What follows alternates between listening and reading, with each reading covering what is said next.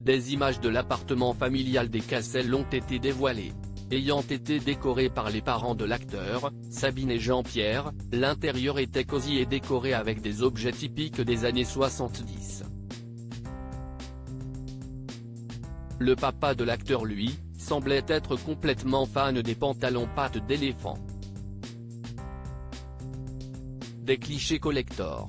D'anciennes photographies de l'appartement parisien où vivait Vincent Cassel, son frère Mathias, connu sous le nom de Rockin' Squat, et leurs parents Jean-Pierre Crochon et Sabine Cassel l'Enfranchi ont été dévoilés. Sur les photos, voire diaporamas, on peut découvrir un intérieur très 70s avec des chaises en bois vintage, une cheminée d'époque, un vieux canapé en velours camel, des imprimés géométriques. D'autres clichés sont disponibles sur le site du magazine Ad. Sur celle-ci, on voit que son papa Jean-Pierre semblait être un adepte des pantalons pattes d'EF alors que sa maman Sabine, ancienne rédactrice en chef des pages gastronomiques du Elle américain portait un carré droit au volume XXL. Ah oui. Crochon, ce n'était pas possible. Le nom, si est important. D'ailleurs, quand ma première fille est née, j'ai senti une micro-déception avant de comprendre quel était le résultat d'un acquis machiste et archaïque. Je n'aille que des filles. Je les trouve plus intelligentes que les garçons, avait confié l'acteur dans les colonnes de Vanity Fair.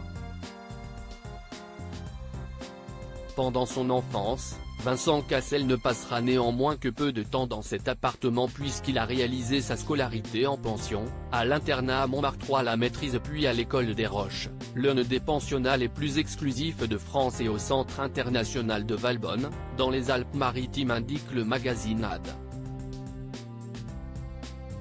Paris, Rio. À part la France, Vincent Cassel a également trouvé un nid douillet au Brésil, pays qu'il affectionne tout particulièrement.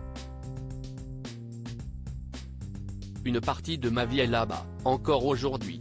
J'ai un amour incompréhensible pour ce pays, où je trouve une poésie au quotidien, a-t-il ainsi confié au journal Le Parisien. Le Brésil est extraordinaire, les gens y sont agréables, il y a une joie de vivre malgré les galères ambiantes, on mange bien, si est gigantesque, je parle la langue, personne ne me dérange, ça fait beaucoup, peu de pays réunissent autant de choses que j'aime.